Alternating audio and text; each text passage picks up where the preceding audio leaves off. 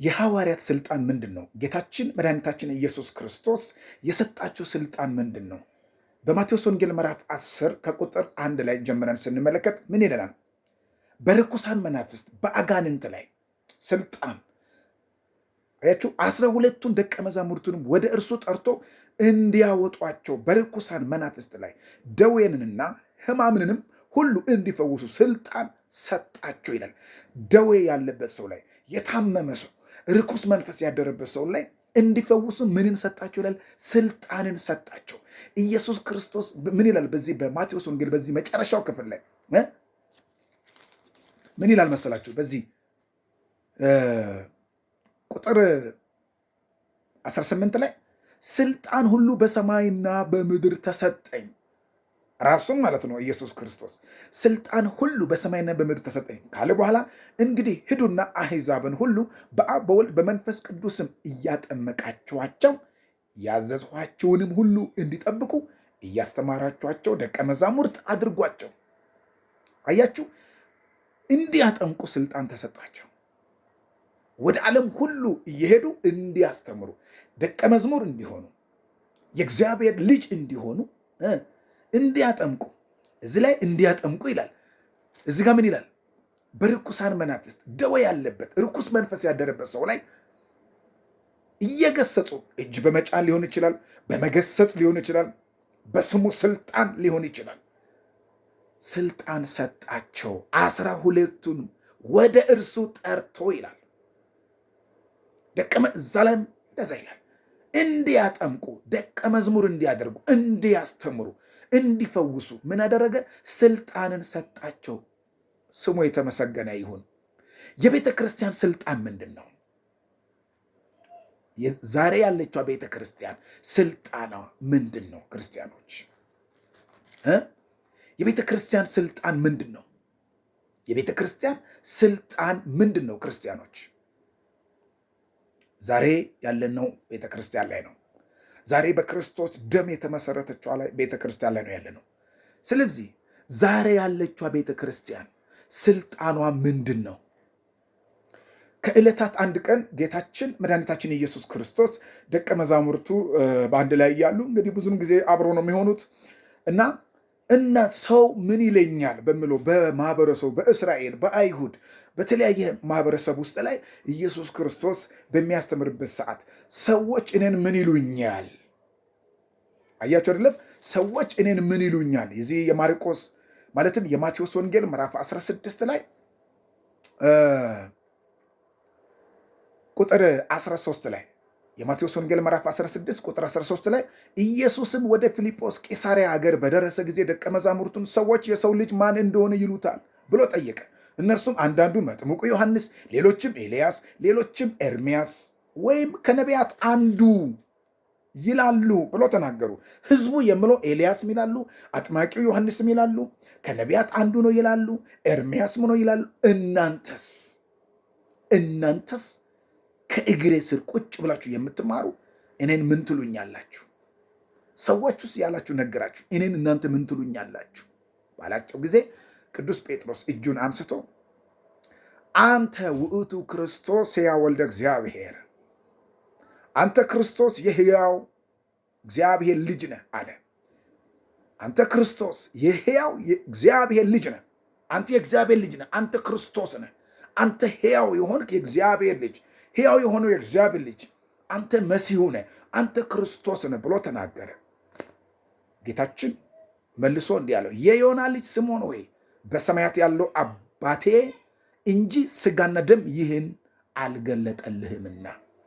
ክርስቶስ ነው ብሎ መግለጥ በዚያ ዘመን ከእግዚአብሔር ካልሆነ አይቻልም። ዛሬም ያሉ ሰዎች ኢየሱስ ክርስቶስ የእግዚአብሔር ልጅ እንደሆነ ለመመስከር የመንፈስ ቅዱስ እገዛ ያስፈልጋል። ከስጋና ከደም አይቻልም። ዛሬ በስጋና በደም ያሉት ኢየሱስ ክርስቶስን የእግዚአብሔር ልጅ እንደሆነ የማያምኑ አሉ። ኢየሱስ ክርስቶስ መሲህ እንደሆነ፣ ኢየሱስ ክርስቶስ የዘላለምን ሕይወትን የሰጠን በመስቀል ላይ ሞቶ የሰው ልጆችን ሁሉ ከሲኦል ባርነት ነፃ ያወጣ፣ ሞትን ድል ያደረገ፣ በሞት ላይ ስልጣን እንዳለ አርአይ ስልጣኑ ላይ ለሞት ንጉሠ ነገሥት እግዚአብሔር እንደሆነ ሊቃነ መላእክት የሚሰግዱለት በፍርሃትና በመንቀጥቀጥ መላእክት የሚሰግዱለት የሚንበረከኩለት እንደሆነ ማወቅ አይችሉም። አንተ ክርስቶስ የሕያው የእግዚአብሔር ልጅ ነህ ብሎ መሰከረ። የእግዚአብሔር ልጆች እናንተ ክርስቶስን ማን ትሉታላችሁ? እርሱ የእግዚአብሔር ልጅ እግዚአብሔር ነው። እርሱ ክርስቶስ ነው። እርሱ መድኃኒት ነው። እርሱ ሕይወት ነው። እርሱ አዳኝ ነው። እግዚአብሔር ይመስገን። ይህንን ከመሰከሩ በኋላ ደስ የሚለው ሁኔታ አያችሁ፣ የቤተ ክርስቲያንን ስልጣን ሐዋርያት ቤተ ክርስቲያን ናቸው። እነ ጴጥሮስ ቤተ ክርስቲያን ናቸው። ስለዚህ በእነሱ ላይ ቤተ ክርስቲያን ስለምትመሰረት በዚህ ሕያው የእግዚአብሔር ልጅ በሆነው በክርስቶስ አለት ላይ በቃሉ አለት ላይ ቤተ ክርስቲያን ስለምትመሰረት በጴጥሮስ በኩል እንዲህ ይላል፣ እኔም እልሃለሁ አንተ ጴጥሮስ ነህ፣ በዚችም አለት ላይ ቤተ ክርስቲያንን እሰራለሁ፣ የገሃነም ደጆችም አይችሏትም። የመንግሥተ ሰማያትን መክፈቻ እሰጥሃለሁ። በምድር የምታስር ሁሉ በሰማያት የታሰረ ይሆናል፣ በምድርም የምትፈታ ሁሉ በሰማያት የተፈታ ይሆናል። ያን ጊዜም እርሱ ክርስቶስ እንደሆነ ለማንም እንዳይነግሩ ደቀ መዛሙርቱን አዘዛቸው ይላል። አሁን የማሰር የመፍታት ስልጣን ለማን ተሰጠ? ለቤተ ክርስቲያን፣ ለሐዋርያት፣ ለቅዱስ ጴጥሮስ። ዛሬ ከተለያየ ነገር የታሰሩ ሰዎችን የምትፈታው ቤተ ክርስቲያን ነው። ዛሬም ክህነት ወይም ስልጣን እንዲያገለግሉ እንዲሰሩ የተሰጣቸው ለቤተ ክርስቲያን፣ በቤተ ክርስቲያን ውስጥ ላሉ አገልጋዮች። አያችሁ፣ በቤተ ክርስቲያን ውስጥ ላሉ፣ ከቤተ ክርስቲያን ውጭ ያለው ሰው ማሰር መፍታት አይችልም። ስለዚህ የቤተ ክርስቲያን ስልጣን ምንድን ነው? ማሰር መፍታት። በሆሳዕና ቀን ፍትሕዎ ወአምጽእዎ ፈታችሁ አምጡልኝ ብሎ እናትና ልጅን እንዳመጣ አይታችኋል። የታሰሩትን መፍታት ስለሆነ ዓለም ይህንን የተናገሩን በተግባር ሲያሳይ እንደዚህ የታሰሩትን እንድትፈቱ፣ የተጨነቁትን እንድታረጋጉ፣ የተረበሹትን ሰላም እንድትሰጡ፣ የራቁትን እንዲቀርቡ እንዲያደርጉ ለቤተ ክርስቲያን ለነ ጴጥሮስ በነ ጴጥሮስ በኩል ለቤተ ክርስቲያን ሀደራ ሰጠ። የማሰር የመፍታት ስልጣን የማን ነው? የቤተ ክርስቲያን ነው። ክብርና ምስጋና ለእርሱ ይሁን። ስለዚህ ዛሬ በቤተ ክርስቲያን ያሉ ካህናት ይህንን ተግባራዊ ያደርጋሉ። ስለዚህ ቤተ ክርስቲያን የተሰጣት ስልጣን የማሰር የመፍታት፣ ዛሬን በአመፅ ላይ ያለውን እግዚአብሔር በቃሉ እንዲያስር ቤተ ክርስቲያን ታዛለች። ቤተ ክርስቲያን አንድ ግለሰብ ቤተ ክርስቲያን ይባላል። ሁለትም ሶስትም ሆናችሁ በስሜ ስትሰበሰቡ ያ ህብረት ቤተ ክርስቲያን ይባላል። ትልቋ ቤተ ክርስቲያን የሁሉም ክርስቲያኖች ጳጳስም ይሁን ቄስም፣ ዲያቆንም፣ መምህርም ማንም ይሁን ምዕመኑም፣ ሴቱም፣ ወንዱም፣ አዛውንቱም ይሁን ሁሉም የሚሰበስባት ኩላዊት አንድ የምታደርገዋ የክርስቶስ ህብረት እቺ ህንፃ ቤተ ክርስቲያን ስጋ ወደሙ የምንቀበልባት ልጅነትን የምናገኝባት ምን ትባላለች? ቤተ ክርስቲያን፣ የክርስቶስ ቤት ማለት ነው። ስለዚህ ለቤተ ክርስቲያን ምን ተሰጥቷል? ማሰር መፍታት ተሰጥቷል። ስለዚህ ቅድም ምን ብሏል? በአጋንንት ላይ በርኩሳን መናፍስት ላይ ስልጣን ሰጣቸው።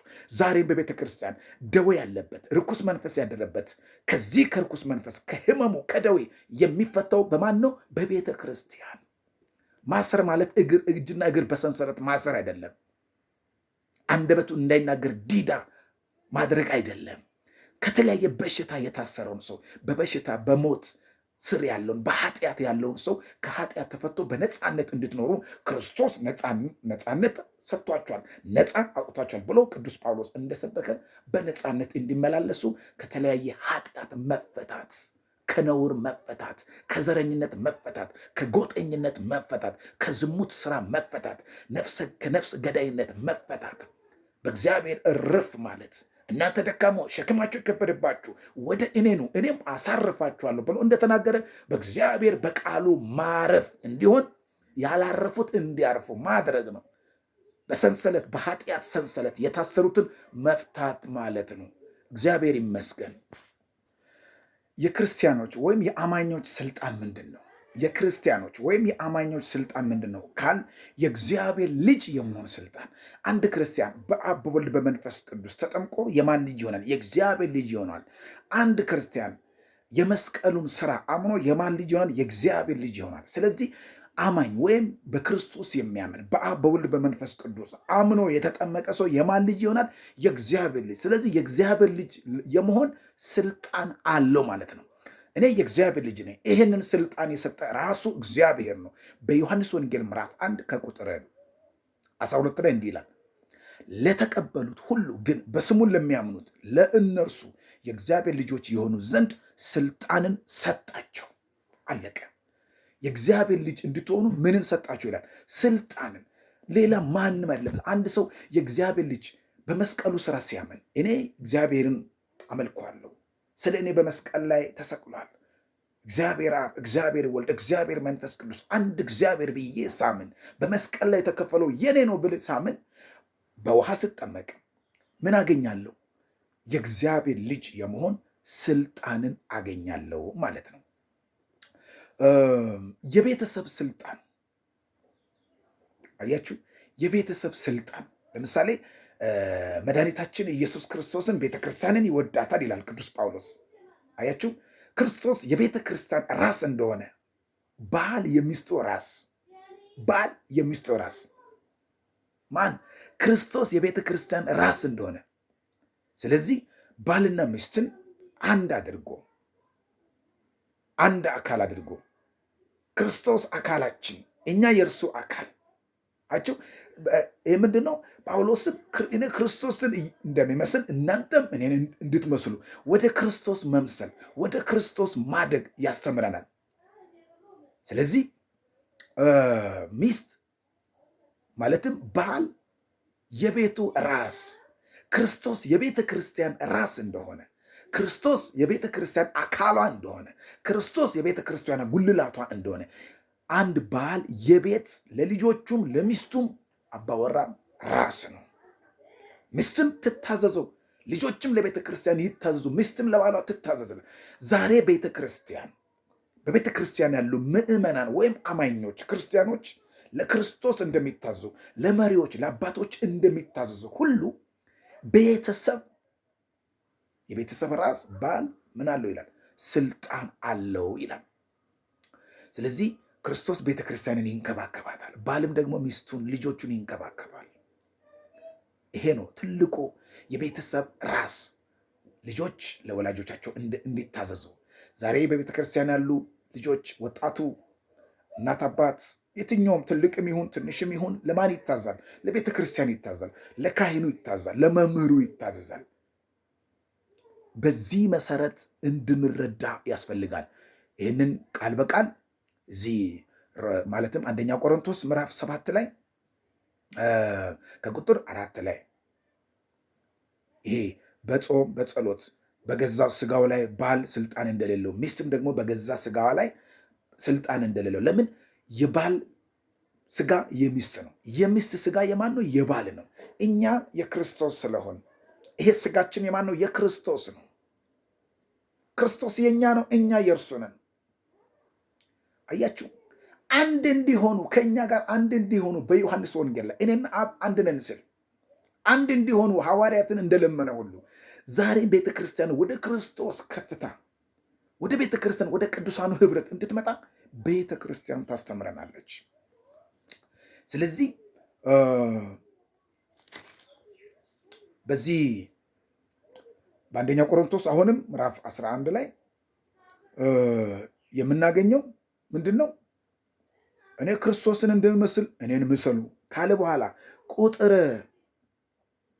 3 ለምን ይላል? ነገር ግን የወንድ ሁሉ ራስ ክርስቶስ፣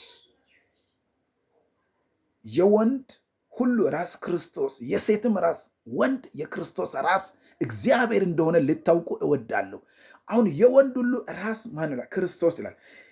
አያችሁ፣ የሴትም ራስ ወንድ። ስለዚህ በዚህ መሰረት ቤተክርስቲያንን እየወደድናት እንቀጥላል። ስለዚህ የቤተሰብ ራስ የቤተሰብ ባለስልጣን ማን ነው? ወንድ ነው። የቤተ ክርስቲያን ራስ ማን ነው? ክርስቶስ ነው። የወንድ ሁሉ ራስ ማን ነው? ክርስቶስ ነው። የመሰረተ እርሱ ነው። በዚህ አለትነት ላይ ቤተ ክርስቲያን ስላለ እናንተንን ማን ትሉኛላችሁ? ሰው ማን ይለኛል ብሎ ከተናገረ በኋላ አንተ የሕያው የእግዚአብሔር ልጅ አንተ ክርስቶስ ነው ብሎ እንደተናገረ በዚህ ቃልነት ላይ ቤተ ክርስቲያንን እሰራታለሁ። በጴጥሮስ አለትነት ላይ አይደለም። በተናገረው ቃል ክርስቶስ በሚለው ቃልነት ላይ ቤተ ክርስቲያንን እሰራታለሁ ብሎ አምላካችን መድኃኒታችን ኢየሱስ ክርስቶስ እንደተናገረ የቤተሰብ ራስ ማን ነው? ቤተሰብ ወይም ወንድ። የቤተ ክርስቲያን ራስ ማን ነው? ክርስቶስ። የወንድ ሁሉ ራስ ማን ነው? ክርስቶስ።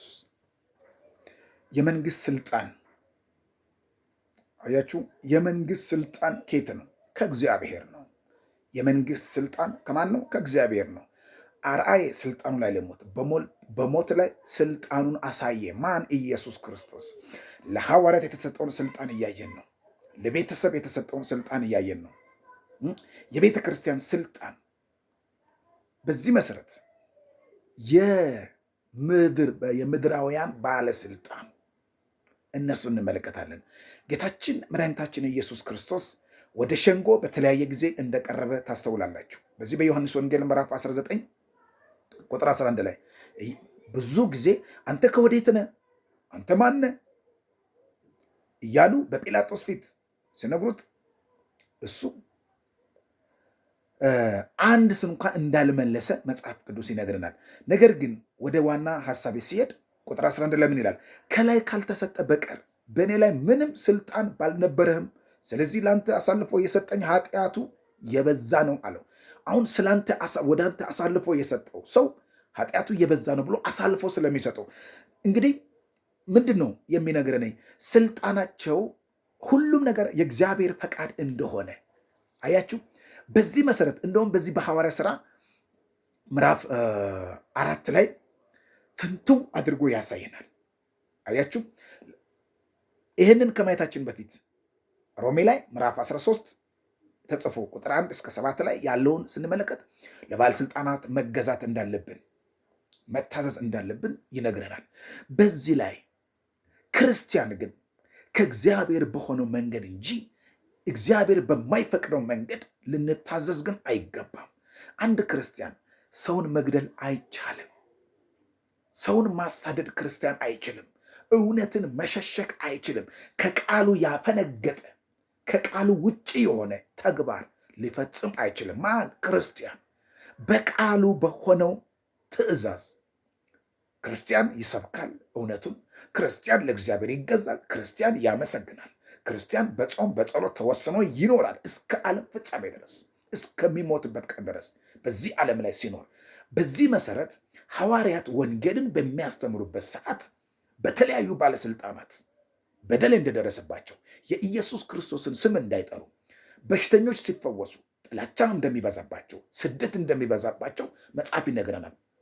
እንደውም በዚህ በሐዋርያ ሥራ ምዕራፍ 3 ላይ አንድ መራመድ የማይችል ለ40 ዓመት ሙሉ መንቀሳቀስ የማይችል ሁሌ በቤተ መቅደሱ በር ላይ ድቃቄ ሳንቲም የሚለምን ሰው ነበረ። ነገር ግን እነ ጴጥሮስ ወደዛ ወደ መቅደሱ በሄዱ ጊዜ ከዮሐንስ ጋር ሳንቲም ሲጠይቃቸው ነበር። ነገር ግን እነሱ ጠጋ ብለው እኛ ብር ወርቅ የለንም አለው። ያላችሁን ስጡ፣ እንግዲያስ በናዝሬቱ በኢየሱስ ክርስቶስም ተነስና ተመላለስ አሉ። ይሄ በሆነ ጊዜ በከተማዋ በዛ መንደር ሽብር ሆነ። ካህናቱ ታወቁ። አብሯቸው ወደ መቅደስ ገብቶ የእነሱን አምላክ ኢየሱስን አመሰገነ፣ ኢየሱስን አከበረ። ለምን? ስለተንቀሳቀሰ። መራመድ አይችልም፣ መንቀሳቀስ አይችልም። ሁሌ ሳንቲም ነበር የምለምነው። እየዘለለ ወደ መቅደሱ አብሯቸው ገባ። ከዚህ በኋላ ታሪኩ ረጅም ስለሆነ በዚህ ምዕራፍ ላይ የሐዋርያ ሥራ ምዕራፍ 4 ላይ ይሄ የሆነው ነገር የካህናት አለቆች፣ የመቅደስ አዛዦች፣ ሰዱቃውያን አያችሁ ነበሩ። እዛ አካባቢ ላይ ብዙ ወንዶችም ነበሩ፣ ሴቶችም ነበሩ። ይህ በሆነው ነገር በነጋታው ማለት ነው አለቆቹ፣ ሽማግሌዎቹ፣ ጻፎቹ፣ ሊቀ ካህናቱ እነ ሐና እነ ቀያፋ በዚህ ቦታ ላይ በሸንጎ ፊት ላይ ተሰብስበው እነ ጴጥሮስን እነ ዮሐንስን ወደ ሸንጎ አመጧቸው። ወደዚህ አምጥተው በምን ኃይል ወይስ በማን ስም እናንተ ይህን አደረጋችሁ ብሎ መጠየቅ ጀመሩ። ይህንማ እኛ ያደረግነው እናንተ አባቶቻችሁ እናንተም በግፍ በሰቀላችሁት በናዝሬቱ በኢየሱስ ክርስቶስ ስም ይህ ሆነ። የማዕዘን ራስ የሆነው ይህ ድንጋይ ነው። መዳንም በሌላ በማንም የለም፣ እንድንበት ዘንድ የሚገባን ለሰዎች የተሰጠ ስም ከሰማይ በታች ሌላ የለም እያለ ይህንን መሰከሩ። ስለዚህ እነ ጴጥሮስ እነ ዮሐንስ በግልጥ እንደተናገሩ ባዩ ጊዜ መጽሐፍን የማያውቁና ያልተማሩ ሰዎች እንደሆኑ አስተውለው አደነቁ። አዎ መጽሐፍን የማያውቁ ለምን? የገጠር ሰዎች ስለሆኑ የገጠር ማህበረሰቦች ከተማው ላይ መጽሐፍን ያነበቡ አይደሉም። የተለያዩ ኮሌጅ ገብተው የተማሩ አይደለም። ግን ከኢየሱስ ክርስቶስ ከአዳኝ ከሆነው ጌታ ከሆነው የእግዚአብሔር አብ ልጅ ከሆነው ከተሰቀለው ከናዝሬቱ ከኢየሱስ ክርስቶስ እግር ስር ቁጭ ብሎ ይህንን እውነት ተምረዋል። መንፈስ ቅዱስ ደግሞ ገልጦላቸዋል። ስለዚህ ያለ መንፈስ ቅዱስ እነሱ በእውቀታቸው ብዙ ባነበቡት ልክ ስለሚያስቡ በተማሩት ልክ ወንጌል የመንፈስ ቅዱስ ስራ ነው። የተናቁትን ሐዋርያት በ3 ዓመት ሙሉ ብሉያቱን ሐዲሳቱን ወደፊትም የሚሆኑን ታምራት እንዲያደርጉ፣ እንዲፈውሱ፣ እንዲጸልዩ፣ እንዲያስተምሩ ብዙ ሰዎችን ለመንግስቱ እንዲማርኩ ያደረገው ማን ነው? ወንጌል ነው፣ መንፈስ ቅዱስ ነው። በኢየሩሳሌም ከተማ ቆዩ ኃይልን እስክትለብሱ ኃይለ ማርያም ከሰማይ ኃይል እስኪመጣላችሁ። ስለዚህ መንፈስ ቅዱስ ወረደ መንፈስ ቅዱስ ላይ ለሐዋርያት ይላል። መንፈስ ቅዱስ በእነሱ ላይ ወረደ፣ እነሱ በመንፈስ ተሞሉ፣ በመንፈስ ሆኖ ተናገሩ። መንፈስ ቅዱስ ዛሬም ይህንን እውነት ይግለጥልን። ይህ እውነት የጠፋባችሁ ሰዎች፣ ከዚህ እውነት ከቅዱሱ ቃል የራቃችሁ እግዚአብሔር መንፈስ ቅዱሱን ይላክላችሁ፣ ቅዱሱ ኃይል ይጎበኛችሁ በዚህ መንፈስ ቅዱስ እያስተማሩ። ስለዚህ በእነዚህ ሰዎች ላይ ምን እንስራ እያሉ ባለስልጣናት ሲናገሩ ነበረ። ስለዚህ ይህንን እንሸሽገው ዘንድ አልቻልንም ብሎ ይናገሩ ነበር። ስለዚህ በዚህ ስም እንዳይናገሩ እየዛትን እንዘዛቸው ብለው እርስ በርሳቸው ተማከሩ። ይህም አልሆነም። ሲናገራቸው ጴጥሮስ ምን አለ? ጴጥሮስ ግን መልሰው ጴጥሮስና ዮሐንስ ማለት ነው እግዚአብሔርን ከመስማት ይልቅ እናንተን እንሰማ ዘንድ በእግዚአብሔር ፊት የሚገባ እንደሆነ ቁረጡ። እግዚአብሔርን ከመስማት ይልቅ እናንተን እንሰማ ዘንድ በእግዚአብሔር ፊት የሚገባ እንደሆነ ቁረጡ። እኛስ ያየነውና የሰማነውንስ ከመናገር ዝም ማለት አንችልም አሏቸው። አሁን አያችሁ፣ ከእግዚአብሔር ይልቅ እናንተን እንድንሰማ የስህተት ሐሳባችሁን፣ ክፋታችሁን፣ ተንኮላችሁን እንድንሰማ ቅናታችሁን ህዝቡ ስለተከተለ ትላንት ኢየሱስ ክርስቶስን ብዙ ህዝብ ወደደ፣ ብዙ ተከተለ። ዛሬ ደግሞ እኛ በምናደርገው ነገር እናንተ በእኛ ላይ በምታደርጉት አመፅ እውነቱን መሸሸግ፣ እውነቱን ከመናገር ወደኋላ አንልም። ያየነውን የሰማነውን እንመሰክራለን። ራሱ ኢየሱስ ክርስቶስ ዘአይን ርኤ ወእዝን ይሰማ ብሎ ያየነውን የሰማነውን እኛ እንመሰክራለን፣ ምስክርነታችን ግን እናንተ ከቶ አትቀበሉም ብሎ በዮሐንስ ወንጌል ምዕራፍ 3 ላይ ለኒቆዲሞስ እንደተናገረ። ስለዚህ ሐዋርያትም ከእግዚአብሔር ቃል ውጭ የሆነውን ለእናንተ ባለስልጣናት ናችሁ እንገዛለን፣ ነገር ግን እግዚአብሔርን የሚያስክድ እውነትን የሚደብቅ እውነትን የሚያደበዝዝ ቃል አንቀበልም። በክርስቶስ የሆነውን እውነት ክርስቶስ ሙቶልናል፣ ክርስቶስ ታርዶልናል፣ በመስቀል ላይ ደሙን አፍሷል። ይሄንን እውነት በመናገር ህይወታችንን እንሰጣለን። ስለዚህ ከዚህ እውነት ፈቀቅ ማለት አንችልም ብሎ ሲናገሩ እንሰማለን። ስለዚህ የመንግስት ስልጣን ዛሬም ባለንበት ዘመን መንግስታት ምን ያደርጋሉ? ለሃይማኖት ክብር ይሰጣሉ። መግፋት የለም። መንግስት ሁሉንም በፍቅር ይገዛል። ያኔም የነበሩ አንዳንድ ሰዎች ለመንግስታቸው ስለማይስማማቸው ሮማውያን ለነሱ ስለማይስማማ አሳልፎ ይሰጣሉ። ኃጢአተኛው ማን ነበረ? በርባን ነበረ። ወንበዴው በርባን ነበረ። ነገር ግን አሳልፎ እየሰጡት ማን ነው? ማን ይፈታል ሲባል በርባን ይፈታሉ። ኢየሱስ ግን ምን አሉ? ይሰቀል። ዛሬም ባለንበት ዘመን እውነት ይሰቀላል፣ እውነት ይሞታል፣ እውነት ይገደላል። ግን ከሞት በኋላ ድል አለ። ከሞት በኋላ ትንሣኤና ህይወት አለ። የኔና የእናንተ ጌታ እውነት ስለሆነ፣ ብርሃን ስለሆነ፣ ፍቅር ስለሆነ፣ በሞት ህይወት ስላለን ዛሬም የምትሞቱ ክርስቲያኖች በዚህ እውነት የቆማችሁ ደስ ይበላችሁ። ትንሣኤ ስላለን፣ ህይወት ስላለን፣ እርሱም ህይወት የሆነው ኢየሱስ ክርስቶስ ነው። የታረደልን የሞተልን በመስቀል ላይ ዋጋ የከፈለልን እርሱ ስለሆነ ትናንትም በሮማውያን ዘመንም አይሁድ ክርስቲያኖችን አሳደዋል። ክርስቶስን እንደገረፉ፣ ክርስቶስን እንደሰቀሉ፣ ሐዋርያትን እንደሰቀሉ እውነት በሐዋርያት ተገልጧል፣ በክርስቶስ ተገልጧል፣ በአባቶች በቤተ ክርስቲያን ተገልጧል። ዛሬም ይህንን እውነት እንገልጣለን። ወንድሞቼ እህቶቼ፣ በዚህ እውነት መራመድ፣ በዚህ እውነት እንድትኖሩ ያስፈልጋል። ሰይጣን ባለስልጣን እንደሆነ በመጽሐፍ ቅዱስ ተገልጧል። የተሰጠውን ስልጣን ግን በአግባቡ ባለመጠቀሙ ዛሬም የተሰጣቸውን ስልጣን በአግባቡ ልትጠቀሙ ይገባል በዚህ አጋጣሚ። ስለዚህ የሰይጣን ስልጣን ምንድን ነው? የተሰጠው ስልጣን ምን ነበረ? ስለዚህ እኛም ደግሞ ከሰይጣን ጋር ያለንን ውጊያ እሱ እንዴት እንደሚዋጋን ረቂቅ ስለሆነ ይህ ኃይሉ እንዳለ ነው። አያችሁ፣ ክብሩን አጥቷል። ስለዚህ በዚህ በኤፌሶን መልእክት ምዕራፍ 6 ላይ ከቁጥር 10 ጀምረን ስንመለከት ከእርሱ ጋር እሱ እንዴት እንደሚዋጋን ደግሞ በምን እንዴት መከላከል እንዳለብን ይነግረናል። ወደ ሉቃስ ወንጌልም እንሄዳለን። በቀረውስ በጌታና በኃይሉ ችሎታ የበረታችሁ ነው፣ የዲያብሎስን ሽንገላ ትቃወሙ ዘንድ እንዲቻላችሁ የእግዚአብሔርን ዕቃ ጦር ሁሉ ልበሱ። መጋደላችን ከደምና ከስጋ ጋር አይደለምና ከአለቆችና ከስልጣናት ጋር ከዚህም ከጨለማ ዓለም ገዢዎች ጋር በሰማያዊ ስፍራ ካለ ከክፋት መንፈሳውያን ሰራዊት ጋር ነው እንጂ። በሰማይ ካለው አያችሁ፣ ሰይጣን መኖሪያው በሰማይ ነው።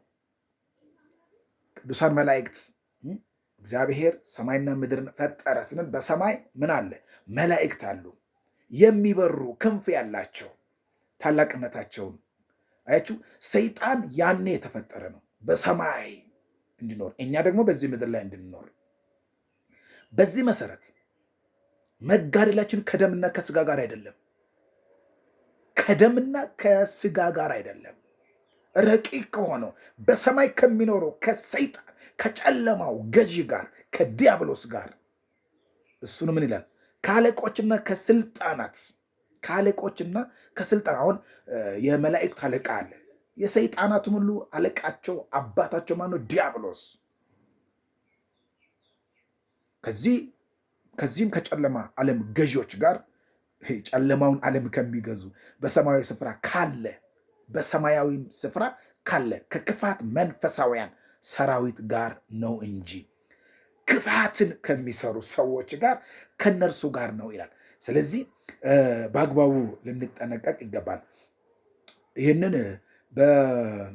በዚህ በቆሮንቶስ መጽሐፍ ላይ በሁለተኛ ቆሮንቶስ ምዕራፍ 4 ቁጥር 4 ላይ ማግኘት ትችላላችሁ ማለት ነው። ስለዚህ ሰይጣን የተሰጠውን ስልጣን ያለ አግባቡ ተጠቅሟል። እንዴት? በሉቃስ ወንጌል ምዕራፍ 4 ላይ ምን ይለናል? ጌታችን መድኃኒታችን ኢየሱስ ክርስቶስ ከተጠመቀ በኋላ መንፈስ ቅዱስ ሞልቶበት ከዮርዳኖስ ተመለሰ። በመንፈስም ወደ ምድረ በዳ ተመርቶ 40 ቀን ከዲያብሎስ ተፈተነ። በእነዚያም ቀኖች ምንም አልበላም። ከተጨረሱም በኋላ ዲያብሎስም የእግዚአብሔር ልጅ ከሆንክ ይህን ድንጋይ እንጀራ ሁን ብለህ እዘዝ አለው። ኢየሱስም ሰው በእግዚአብሔር ቃል ሁሉ እንጂ በእንጀራ ብቻ አይኖርም ተብሎ ተጽፏል ብሎ መለስለት። ዲያብሎስም ረጅም ወደሆነ ተራራ አውጥቶ የዓለምን መንግስታት ሁሉ በቅጽበት አሳየው። ዲያብሎስም ይህ ስልጣን ሁሉ ክብራቸውም ለእኔ ተሰጥቷል፣ ለምወደውም ለማንም እሰጠዋለሁና ለአንተ እሰጥሃለሁ። አያችሁ። ስለዚህ አንተ በእኔ ፊት ብትሰግድ ሁሉ ለአንተ ይሆናል አለው። ማንን? ኢየሱስን። ስለዚህ ለጌታ ለአምላክ ስገድ፣ እርሱን ብቻ አምልክ ተብሎ ተጽፏል ብሎ ኢየሱስ ክርስቶስ አሳፈረው። ይህ ስልጣን ሁሉ ክብራቸውም ለእኔ ተሰጥቷል አለ። ማን ነው ዓለምን የሰጠው? ለእርሱ። ዓለም ሁሉ የእሱ እኮ ናት፣ የእግዚአብሔር። አያችሁ ስልጣኑን። ያኔም መላእክት እንደተፈጠሩ እንግዲህ እኔ ፈጠርኳችሁ ብሎ አለቃ ስለሆነ እኔ ፈጠርኳችሁ ብሎ እንደወደቀ፣ በዛ ሰዓት ደግሞ መልአኩ ቅዱስ ገብርኤል ንቁም በበህላዌነ እስከ ንረክቡ ለአምላክነ፣ አምላካችን እስከምናገኝ ጸንተን ባለንበት እንቁም ብሎ ተናግሯል። ሰይጣን አፈረ፣ አምላክ ደግሞ ተገለጠ። ስለዚህ ዛሬም በሰይጣን የሚመሩ ጊዜያዊ ጥቅም፣ ጊዜያዊ ክብር የሚፈልጉ ሰዎች የሰይጣን ተላላኪዎች ናቸው። ስጋ የለበሱ መንፈሳውያን የሚመስሉ ሰዎች እንደን አይነቱ ሰዎች አሉ፣ አስመሳዮች፣ ለዚህ እውነት የማይታዘዙ ሰይጣን ጋር ህብረት ያላቸው፣ ከጨለማው ጋር ህብረት ያላቸው ሰዎች አሉ። ስለዚህ ከዚህና ይህንን ከመሳሰለ ነገር መቆጠብ ያስፈልጋል። ስለዚህ ሰይጣን ስልጣኑን በአግባቡ አልተጠቀመም። ሲፈጠር እንደ መላእክት እንደነ ቅዱስ ገብርኤል እንደነ ሩፋኤል ክብሩን ጠብቆ ለእግዚአብሔር ክብር የተፈጠረ ነው። ስለዚህ ስልጣንን በመሻት ክብርን በመፈለግ አምላክ ለመሆን ስል ተዋረደ። ስለዚህ ዛሬ ይቃወመናል፣ ያሳድደናል። ስለዚህ እኛ ደግሞ ድል በመንሳት በሚያዞረን በእርሱ እናሸንፈዋለን። ስለዚህ አርአየ ስልጣኑ ላይ ልሙት ንጉሠ ነገሥት ዘይሴብሕዎ ሊቃነ መላእክት ቅዱሳን መላእክት የሚያመሰግኑት ይሰግዱ ሎቱ ቅድሜሁ በፍርሃት በመንቀጥቀጥ የሚሰግዱለት መላእክት እኛም በፍርሃት በመንቀጥቀጥ ለእርሱ እንድንገዛ ለእርሱ እንድንሰግድ እርሱን እንድናከብር ያከበረን እርሱ ነው። ሰው ያደረገን እርሱ ነው። ስለኛ የሞተልን እርሱ ነው። ስለኛ የተሰቀለልን እርሱ ነው። እርሱን በማወቅ እርሱን በማምለክ ለእርሱ በመገዛት ለዘላለም ጸንተን በቤቱ እንድንኖር ያስፈልጋልና የእግዚአብሔር ልጆች በሞት ላይ ስልጣኑን ያሳየው የእግዚአብሔር አብ ልጅ የድንግል ማርያም ልጅ ኢየሱስ ክርስቶስ ነው። ዛሬ በእኔና በእናንተ ላይ ስልጣን ያለው እርሱ ነው። ሞታችንን የሞተልን፣ ውርደታችንን በመስቀል ላይ ያስወገደልን፣ ጨለማችንን ያስወገደ። እናንተ ትላንት አያችሁ፣ በጨለማ ውስጥ ነበራችሁ፣ በሞት ጥላ ውስጥ ነበራችሁ። ወደሚደነቅ ብርሃን ከጨለማ ወጥታችኋል፣ ከሞት ወደ ሕይወት ተሻግራችኋል እንዳልን ወደ ሕይወት ያሸጋገረን እግዚአብሔር አምላካችን ስሙ የተመሰገነ ይሁን። በሞት ላይ ስልጣን ያለው እርሱ ነው። ዛሬ ይህንን ክብራችሁን እንዳጥሉ እመክራችኋለሁ። የእግዚአብሔር ልጆች ይህንን የምትከታተሉ ሁላችሁ አብራችሁ ይህንን ወንጌል እንድታገለግሉ የምስራችሁን ደስታውን ስለሞተልን ስለታረደልን ዳግም ለሚመጣው እስከ ዓለም ፍጻሜ ድረስ ደግሞ ጸንተን እንድንኖር ያስፈልጋልና እንግዲህ ባለመጨረሻ ለአንድና ለመጨረሻ ሰይጣን ይወድቃል። ዛሬ የሚያስተው ግን ያኔ አያስትም። ወደ ገነት ወደ መንግስት ሰማያት ስለምንገባ አያገኘንም። ዛሬ በዚች ዓለም ላይ ስላለን በዓለም ሳላችሁ መከራ አለባችሁ ስለተባል ጌታን ያሳደደ ሁሉ ጌታን የከሰሰ ሁሉ እኔንም ይከሰኛል፣ እናንተንም ይከሳችኋል። ጌታን ያልወደደ ክርስቶስን ያልወደደ እኔንም አይወደኝም፣ እኔንም ያሳደደ እኔንም ይጠላኛል። ስለዚህ በሰዎች ላይ አድሮ እኔ እንድጠላ ጌታ እንድጠላ ያደረገው ማን ነው? ዲያብሎስ ሰይጣን ስለሆነ በመጨረሻው ጊዜ ግን ለአንድና ለመጨረሻ ጊዜ ይወድቃል። ወደ ህይወቱ ወደ መኖሪያ ይገባል። ዛሬ ግን ተፈቷል። በዓለም ላይ ይንቀሳቀሳል፣ ያስታል። ሰዎችን ከእውነት እንዲወጡ ከጽድቅ ነፃ እንዲወጡ ያደርጋል። የተሳሳተ መንገድ ያሳያል፣ ጨለማውን ያሳያል፣ እውነት የሚመስል ጨለማ መንገድ። ስለዚህ እውነት ይህ ነው። በዚህ እውነት በዚህ ህይወት እንድትመሩ በዚህ እውነት እንድትንቀሳቀሱ የእግዚአብሔር ቃል ስለሚነግረን በእውነትና በሕያው በሆነው ቃል በእርሱ ጸንተን እንድንኖር ያስፈልጋል። እግዚአብሔር ይመስገን። በሞት ላይ ስልጣኑን ያሳየው ድል ያደረገ ሞት ሆይ መውጊያየት አለ ብሎ ሞትን እንዳጠፋልን ሲኦልን ባዶ እንደሚያደርግ ሁሉ እንዳደረገም ሁሉ እኛም በዚህ እውነት ጸንተን እንድንኖር ንስሐ አልገባችሁ ንስሐ እየገባችሁ ወደ እውነተኛው ቃል እየመጣችሁ ንስሐ እንድትገቡ ስጋውን ደግሞ እንድትቀበሉ እርስ በርሳችሁ በፍቅር እንድትመላለሱ ያስፈልጋልና ያስተማረን የመከረን የቅዱሳን አምላክ ክብርና ምስጋና ለእርሱ ይሁን።